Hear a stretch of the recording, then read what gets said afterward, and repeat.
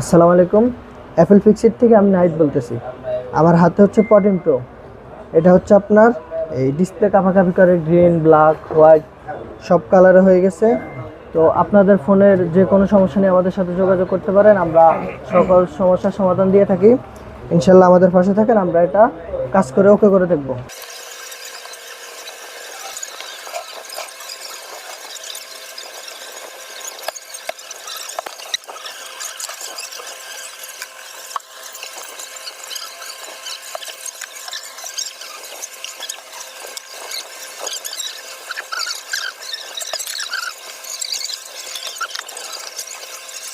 আমাদের 14 প্রো ওই কাজটাও হয়েছে।